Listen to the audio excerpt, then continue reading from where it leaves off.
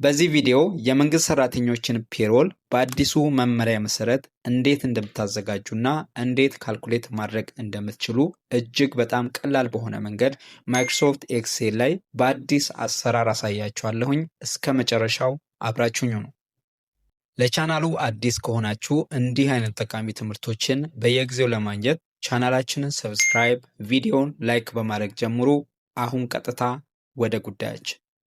ኦኬ እንግዲህ ማይክሮሶፍት ኤክሴል ላይ በዚህ በምትመለከቱት መልኩ እኔ ቀድሜ ዳታውን አዘጋጅቻለሁኝ። እናንተም በዚህ ፎርማት ብታዘጋጁ ሪከመንድ አደርጋችኋለሁኝ። እዚህ ላይ ለሳምፕል ያስገባሁት እናንተ መስሪያ ቤታችሁ ላይ የሚገኘውን ሪል ዳታ በማስገባት አሁን በማሳያችሁ መንገድ ካልኩሌሽኑን በቀላሉ መስራት ትችላላችሁ ማለት ነው። ኦኬ እንግዲህ ዳታዎቻችንን በዚህ መልኩ ኦርጋናይዝ አድርገን ካዘጋጀን በኋላ ቀጣዩ ስቴፕ የሚሆነው ካልኩሌሽኑን መስራት ይሆናል። ይህንን ደግሞ ዲቴል አንድ በአንድ አሳያችኋለሁኝ። እስከ መጨረሻው ተከታተሉ። በመጀመሪያ ካልኩሌት የምናደርገው የሰራተኛውን አጠቃላይ ደሞዝ ይሆናል። ይህም ግሮስ ሰለሪ ወይም ያልተጣራ ደሞዝ ይባላል። ይህንን ካልኩሌት ለማድረግ በቀላሉ ሰራተኛው በየወሩ የሚያገኘውን ደሞዝ ቤዚክ ሰለሪው እና ሌሎች በየወሩ የሚያገኛቸውን ጥቅማ ጥቅሞች አንድ ላይ በመደመር ይሆናል ማለት ነው። በቀላሉ አሁን እዚህ ቦክሷ ላይ ክሊክ እናደርግና ሰም ፈንክሽንን በመጠቀም ካልኩሌት እናደርጋለን። እኩል ይሆናል ብለን ሰም ብለን እንጽፋለን። ከዛ የሰም ፈንክሽኖችን በዚህ መልኩ ይዘረዝርልናል። የመጀመሪያው ሰም ላይ ደብል ክሊክ እናደርጋለን። ከዛ ብራኬት ይከፍትልናል። ከዛ በኋላ ከወራዊ ደሞዝ ጀምሮ ሌሎችን ጥቅማ ጥቅሞች በዚህ መልኩ ሴሌክት እናደርጋለን ማለት ነው። ከዛ በኋላ ኢንተር እንላለን። አሁን የሰራ ነው የመጀመሪያው ሰራተኛ ነው። ቀሪውን እዚህ ዶቷ ላይ ደብል ክሊክ በማድረግ ራሱ ኤክሴሉ እንዲሰራልን በዚህ መልኩ ማድረግ እንችላለን ማለት ነው። ስለዚህ ይህ የሰራተኛው አጠቃላይ ደሞዝ ይሆናል።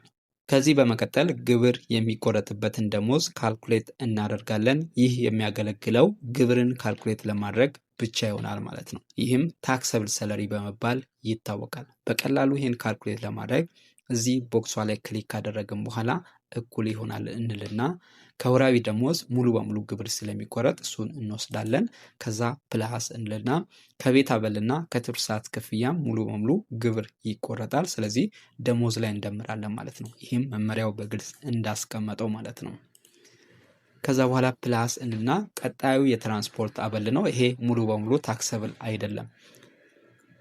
ለምሳሌ ከቦታ ቦታ መዛወሪያ የትራንስፖርት አበል ለሰራተኛው የተሰራለት ከ2200 ብር በላይ ከሆነ ግብር ይቆረጥበታል። ከዛ በታች ከሆነ ግን ግብር አይቆረጥም ማለት ነው። ለምሳሌ አሁን የመጀመሪያው ሰራተኛ እዚህ በኔ ዳታ መሰረት 15000 ነው። ይህ ከ2200 ብር በላይ ስለሆነ ግብር ይሰላበታል ማለት ነው። ከዚህ ላይ 2200 ብር ተቀንሶ ቀሪው ደሞዝ ላይ ይደመርና ግብር ይቆረጥበታል ማለት ነው።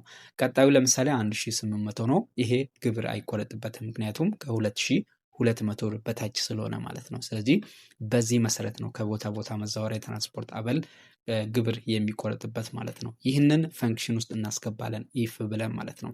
ብራኬትን ከፍትና ከቦታ ቦታ መዛወሪያ የትራንስፖርት አበል ያለበትን ሴል ሄደን ክሊክ እናደርጋለን። ከዛ ግሬተር ዛን ኦር ኢኳል ቱ ብለን 2200 እንላለን። ከዛ ኮማ እናደርግና ይህ አበል ከዛ ሲቀነስ 2200 ከዛ ላይ 2200 ብር ተቀንሶ ደሞዝ ላይ ደምርና ግብር ይሰለብታል ማለት ነው። ከዛ በታች ከሆነ ደግሞ ኮማ አድርገን 0 እንላለን ማለት ነው። ታክስ ፍሪ ስለሆነ ማለት ነው። ከዛ ብራኬቱን እንዘጋለን። አለቀ።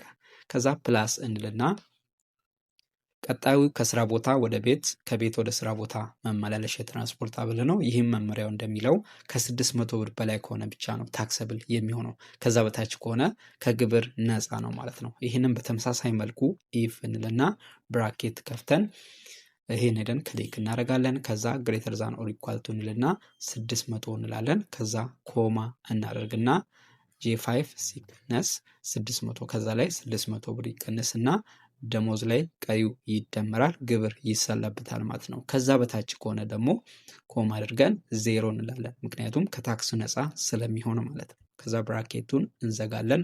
አለቀ ማለት ነው። ከዛ ኢንተር እንላለን።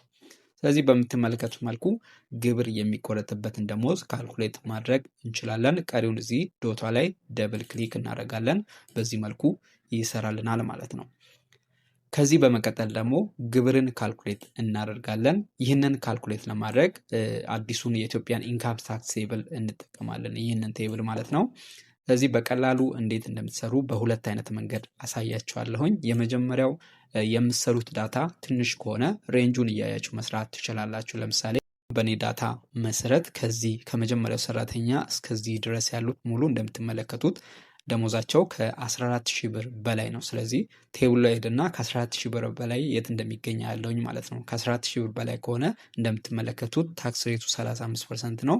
ዲዳክሽኑ 2,050 ብር ነው። በቀላሉ እናደርጋለሁኝ እኩል ይሆናል ብዬ ብራኬት ከፍትና ግብር የሚቆረጥበትን ደሞዝ ክሊክ አደርጋለሁኝ። ከዛ በኋላ ታይምስ እልና ታክስ ሬቱ 35% ነው። ከዛ በኋላ ብራኬቱን ዘግቼ ሲቀነስ እልና ዲዳክሽኑ ስንት ነው? 2,050 ብር ማለት ነው። ከዛ ኢንተር ላለሁ በዚህ መልኩ መስራት ይችላለሁኝ በቀላሉ ማለት ነው። ይሄ ከ14,000 ብር በላይ ለሆኑ ደሞዞች ማለት ነው።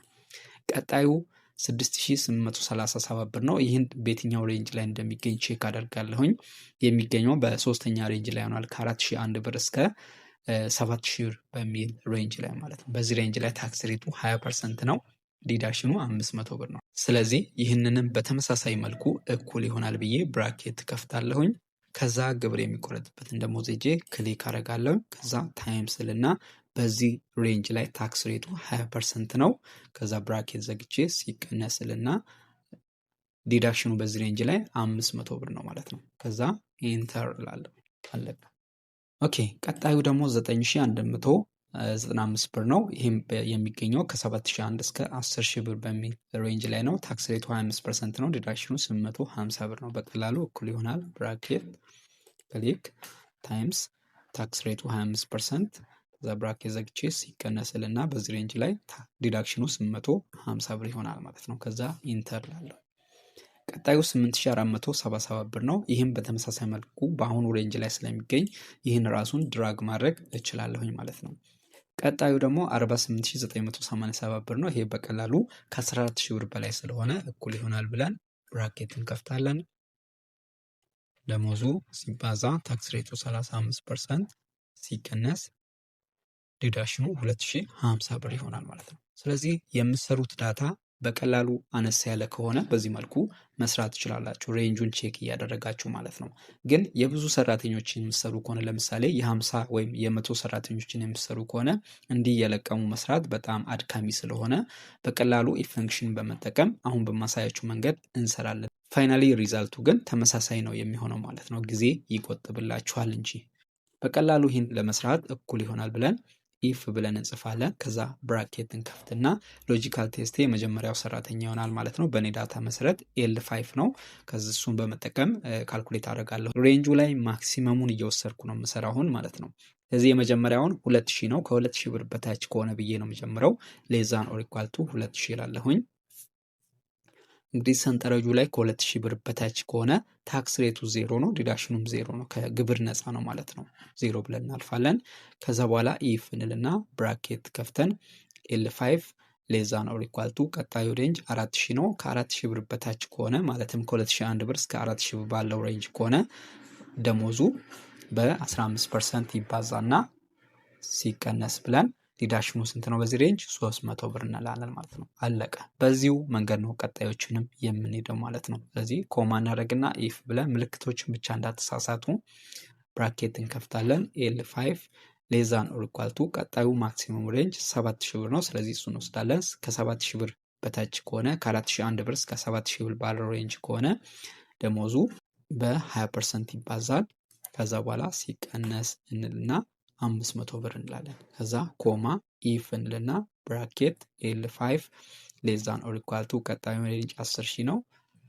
ከ10,000 ብር በታች ከሆነ ከ7,001 ብር እስከ 10,000 ብር ባለው ሬንጅ ከሆነ ታክስ ሬቱ 25% ነው። ደሞዙን በ25% እናባዛለን። ከዛ ሲቀነስ እንልና በዚህ ሬንጅ ላይ ዲዳክሽኑ 850 ብር ነው። ኮማ እናደርጋለን። ኢፍ ብለን ብራኬት L5 ሌዛን ኦር ኢኳል ቱ ቀጣዩ ሬንጅ ከ14,000 ብር በታች የሚለው ነው። ስለዚህ ከ14,000 ብር በታች ከሆነ ኮማ ብለን L5 ታይምስ በዚህ ሬንጅ ላይ ታክስ ሬቱ 30% ነው። ሲቀነስ ዲዳክሽኑ 1350 ብር ይሆናል ማለት ነው። ከዛ ኮማ እናደርጋለን።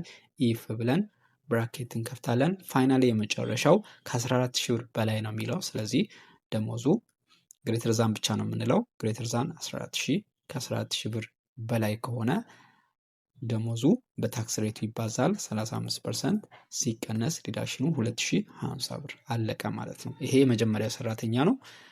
የፈለገ ዳታ ብትሰሩ ከዚህ በኋላ ይሄን እየተጠቀማችሁ ድራግ ማድረግ ትችላላችሁ ማለት ነው። ፋይናሊ የተከፈቱትን ብራኬቶች እንዘጋለን።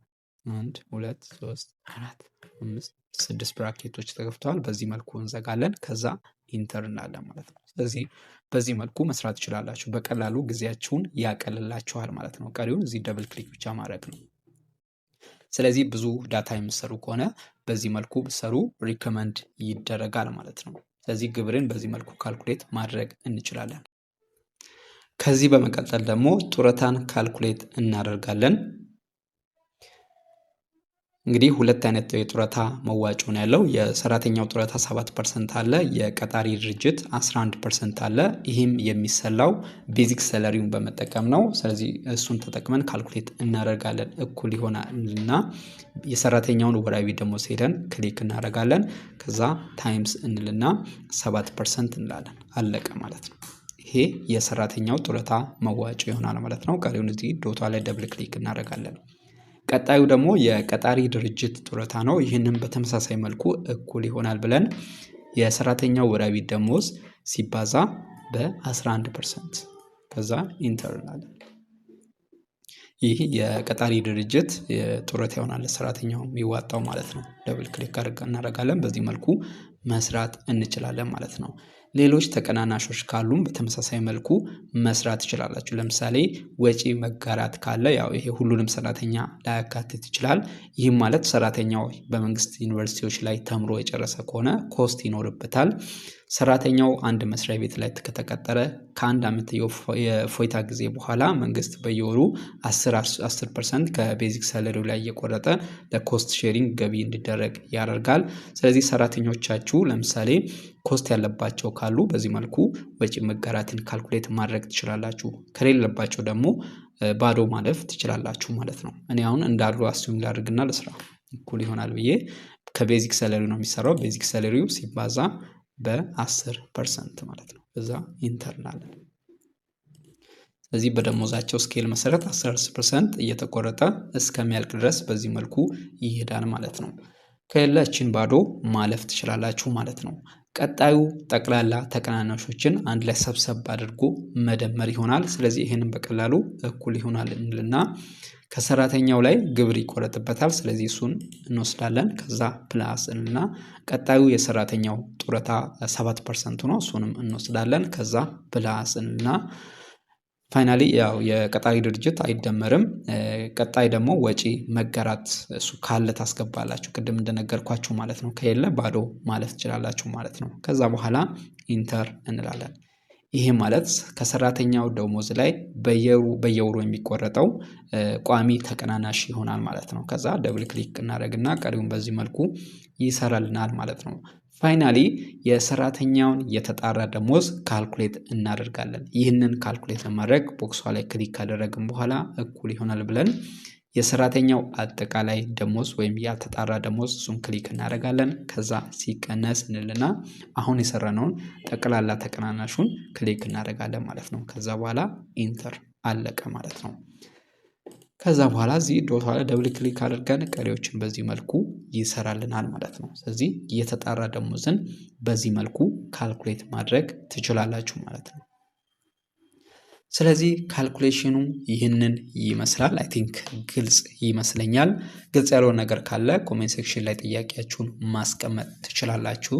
ባይ ዘ ዌይ ይህንን ፋይል ፕራክቲስ ከፈለጋችሁ ቴሌግራም ላይ እልክላችኋለሁኝ። ኮሜንት ላይ ጠይቁኝ። ለቻናላችን አዲስ ከሆናችሁ ደግሞ እንዲህ አይነት ጠቃሚ ትምህርቶችን በየጊዜው ስለምንሰራ ቻናላችን ሰብስክራይብ በማድረግ ቤተሰብ ሁኑ። እናመሰግናለን። መልካም ቆይታ፣ መልካም ጊዜ